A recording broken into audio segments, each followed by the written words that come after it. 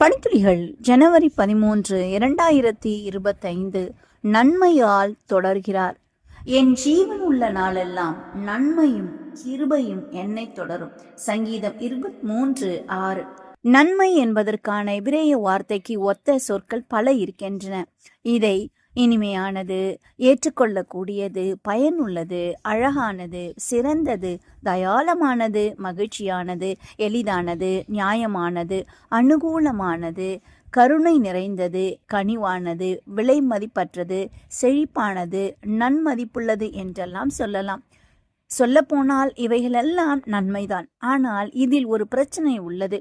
ஒருவர் நன்மை என்று நினைப்பது இன்னொருவருக்கு நன்மையாக இருக்காது.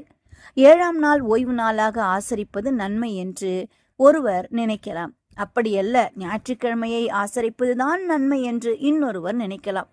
எந்த நாளையும் ஆசரிக்க தேவையில்லை என்று வேறொருவர் சொல்லலாம்.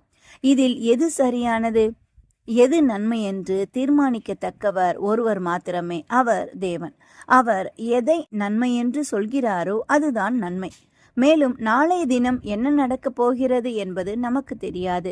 அது தெரியாமல் ஏதாவது ஒன்றை நன்மை என்று நாம் நினைத்து அவரிடம் அதை கேட்கிறோம். ஆனால் இறுதியில் அது தீமையாக முடியும் என்று நம் அன்புள்ள தகப்பனுக்கு தெரியும் என்றால் எவ்வாறு அதை நமக்கு தருவார்? வழிப்போக்கர் ஒருவர் ஒரு நாள் மாலையில் ஒரு கிராமத்தை சென்றடைந்தார். அங்கே தங்குவதற்கு இடம் கேட்டார். யாரும் தருவதாக இல்லை. அதனால் அருகில் இருந்த குன்றின் மேல் ஏறி அங்கே இருந்த ஓர் குகைக்குள் இருந்து கொண்டார். இரவிலே அவர் ஏற்றி வைத்திருந்த விளக்கு அணைந்து விட்டது. திரும்ப கொளுத்துவதற்கு வாய்ப்பில்லை. அவருக்கு வேதனையாக இருந்தது. அப்படியே இருளில் தூங்கிவிட்டார். மறுநாள் காலையில் அவர் அங்கிருந்து புறப்பட்ட போது தூரத்திலே பலர் குதிரைகளில் செல்வது தெரிந்தது. கீழே இறங்கி கிராமத்தை பார்த்தபோது கிராமத்தார் எல்லாரும் கொல்லப்பட்டிருந்தார்கள். கிராமம் கொள்ளையடிக்கப்பட்டிருந்தது. எப்படிப்பட்ட ஆபத்திலிருந்து நான் தப்பியிருக்கிறேன் என்று அவர் நினைத்து கொண்டார். கிராமத்தார் இடம் கொடுத்திருந்தால் அவரும் கொல்லப்பட்டு இருப்பார். விளக்கு அணையாமல் இருந்தால் கொள்ளையர்கள் குகைக்கு வந்து பார்த்திருப்பார்கள்.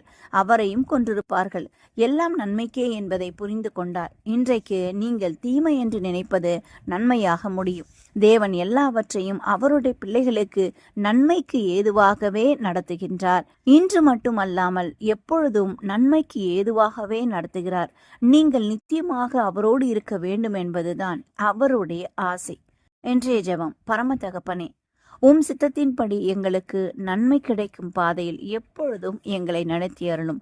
இயேசுவின் மூலம் ஜெபிக்கிறோம் நல்ல பிதாவே. ஆமென்.